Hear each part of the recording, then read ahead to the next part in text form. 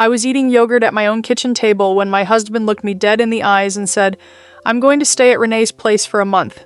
It's not cheating if I tell you first, right?" Just like that, no build-up, no shame. Like he was telling me he'd be working late. His daughter Tatum was standing by the counter with her phone already angled at my face, waiting for me to cry, to beg, to make a scene she could post for her followers. My son Cole, 14 years old, sat frozen at the end of the table, cereal going soggy, eyes wide. And I just went cold, not sad, not angry, cold. I set my spoon down. I heard it clink against the bowl, and the whole kitchen went silent. "Let me make sure I understand," I said. "You're moving in with your ex-wife. For a month. And you think telling me first makes that okay?" He nodded. Actually nodded. "I'm being honest with you, Nora. Isn't that what you always wanted? Communication?" He said it like he deserved a trophy. Here's what he didn't know. 2 days before that breakfast, I found a hotel receipt in his jacket pocket. Room 214, Mount Pleasant, the same Tuesday he told me he had a late client call. I'd already made my first phone call. "My name is Nora Callahan. I'm 39 years old. I'm a charge nurse at a level 1 trauma center. I work 12-hour shifts in Navy scrubs, running codes and holding the hands of people dying while their families fall apart in waiting rooms.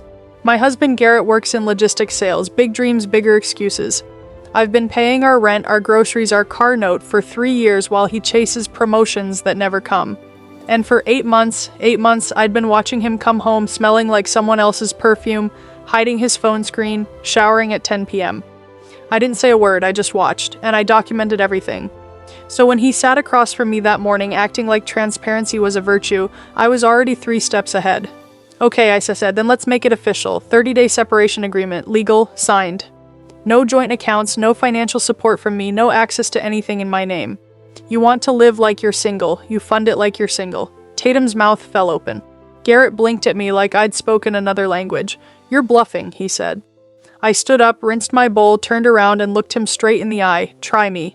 Garrett thought I'd cave by nightfall. He packed a bag. Tatum filmed herself in the hallway, posting some caption about real family sticking together. They left without saying goodbye to Cole. I heard the car pull out of the parking lot. The apartment went quiet. Cole came out of his room. He stood in the hallway, headphones around his neck, looking at me. "Mom, what just happened?"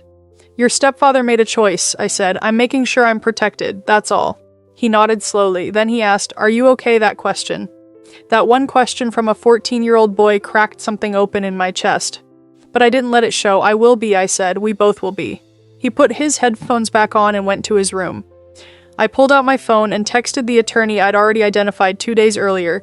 "Need a separation agreement drafted today. Can you meet this afternoon?" His reply came in under 2 minutes, 2 p.m. Bring documentation. I opened a new note and started writing every date, every late meeting, every lie. 2 full pages, spanning 8 months. By the time Garrett came back the next morning expecting me to have calmed down, the locks were already changed.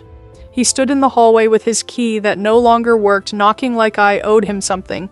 I opened the door holding the folder. "Separation agreement," I said. "You can read it at the table." He flipped through it fast, way too fast. He wasn't reading it. He was performing reading. Scanning pages without absorbing a single word. His daughter Tatum appeared in the doorway, phone up, already filming. Garrett signed every page. Didn't ask one question. Tossed the folder on the coffee table like it was a restaurant receipt. "Happy now?" "Very," I said. He looked at me one more time, waiting for me to break, to cry, to beg him to stay. When nothing came, he grabbed his bag and walked out. I scanned every page, emailed copies to my attorney and to myself, then I got to work. The car, titled in my name, bought 2 years ago when his credit was destroyed. I called the lender, provided the separation agreement, and authorized repossession. They found it parked outside Renee's townhouse and towed it that afternoon. The bank, joint checking account closed. I withdrew everything except $200, which I transferred to a new account in Garrett's name alone. I wasn't leaving him with nothing, I was leaving him with exactly what he'd put in. His cell phone line disconnected, 10 minutes done, new locks, new access codes for the building. Every single action documented, timestamped, and legal. That evening I met with my attorney again. He'd started drafting the divorce complaint. Vault-based grounds, he said, adultery. "You have evidence? Enough," I said. What I didn't tell him yet, I still had one card left to play. 3 days later, the email arrived. Subject line, final documentation package. I opened it on my laptop, dozens of photos, time-stamped. Geotagged, Garrett and Renee at a wine bar, a hotel parking lot, her car outside a restaurant. And the one that mattered most, Garrett's car, the one I'd already had repossessed, parked outside her townhouse at 11 p.m. on a Tuesday.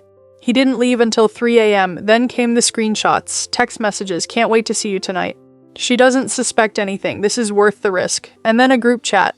Garrett, Renee, and Tatum. Tatum sending updates like a lookout, she just left for work. You're clear, she's working a double tomorrow, you'll have all day. She's so clueless. This is almost too easy. Tatum wasn't just aware of the affair, she was running point on it. I saved everything to 3 flash drives, uploaded encrypted copies to cloud storage. Forwarded the full packet to my attorney with 4 words, evidence attached, file tomorrow. His response, this is more than enough. I closed my laptop, sat in the quiet apartment, no anger. No tears, just the clean, steady satisfaction of being right and being ready. Day 11, 10 p.m. I was at the kitchen table, finishing patient charting when someone started pounding on the door. Not knocking, pounding. Addison Nora opens this door right now. I look through the peephole. Garrett. Red-faced, fist slamming wood, yelling about financial abuse, about his rights, about how I'd stolen everything. Down the hall, neighbors were opening their doors. I started recording through the peephole. Called building security. Within 4 minutes, 2 guards had him backed against the elevator. Sir, do you have legal documentation showing you're allowed to be here? She changed the locks illegally. If you don't leave, we're calling the police. He left. I forwarded the video to my attorney. Incident tonight, report filed tomorrow. His reply, good documentation. This strengthens your case significantly. I finished my charting and went to bed. 2 weeks later, I walked into Charleston County Family Court in black slacks and a white blouse. My attorney stood beside me. Garrett was already seated at the left table, thinner than I remembered, wrinkled shirt, tired eyes. His attorney looked nervous. Tatum sat in the gallery, arms crossed, dressed up like she was there to win something. Judge Harmon entered, mid-60s, silver hair, sharp gray eyes. The kind of woman who didn't waste anyone's time. She read through everything. The separation agreement, the photo documentation, the text messages, the group chat where Tatum coordinated the affair around my work schedule. The security incident report. The courtroom was completely silent. She set her glasses on the bench. Mr. Callahan. She didn't even phrase it as a question. She walked through it all. The documented infidelity. The agreement he signed willingly, in Tatum's presence, meaning no duress claim would hold. The violation of the separation terms when he showed up at my door screaming, Miss Callahan is granted the divorce. You forfeit all claims to spousal support and any jointly acquired property. The separation agreement is incorporated into this final order. The terms are binding and enforceable. She banged her gavel once. Done. I walked past Garrett's table without stopping. In the hallway, Tatum stepped in front of me. You happy? You destroyed him. I stopped, looked at her. I didn't destroy him, Tatum. He destroyed himself. I just stopped cleaning up the mess. I kept walking. 4 months later, my phone rang on a Tuesday evening. I was on my balcony, feet up, book open, iced tea sweating on the table, unknown number. I almost ignored it. Nora. The voice was small, shaking. Tatum.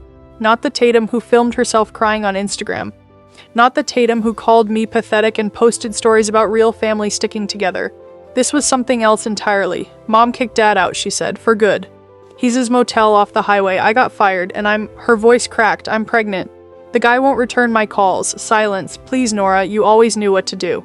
Can you please just undo the divorce? If Dad could just get back on his feet. Tatum. My voice was quiet, level. Where's your mother?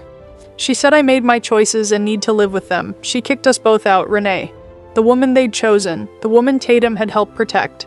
She'd thrown them both out when the mess got too heavy. What about your friends? They said I need to figure it out on my own. I sat with that for a moment. I'm not happy you're hurting, I said finally. I genuinely hope you find a way through this. But when you and your father decided I wasn't part of your family, I believed you. I built my life without you in it, and I'm staying in that life. Addison, every choice has a cost. You coordinated an affair around my work schedule. You filmed me for content, you called me pathetic online, those were your choices.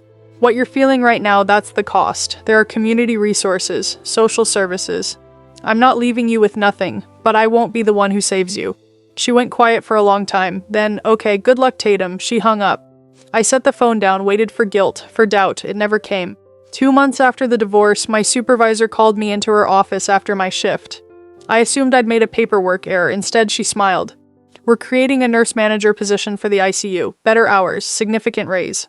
It's yours if you want it. I didn't hesitate. That weekend, Cole and I went apartment hunting. Found a 2-bedroom in West Ashley, higher ceilings, hardwood floors, a balcony overlooking a park. He painted his room navy blue all by himself. One Saturday morning, I woke up with no alarm. Sunlight through the window, soft and warm. I made coffee, carried it to the balcony, and sat in my pajamas with a book. No one needed anything from me. No one was keeping score. Cole appeared around 10, hair a mess, made himself eggs and toast, and brought them outside. "This is nice," he said. Yeah, I said, "It is." That afternoon, we threw a frisbee in the park and missed constantly and laughed every time.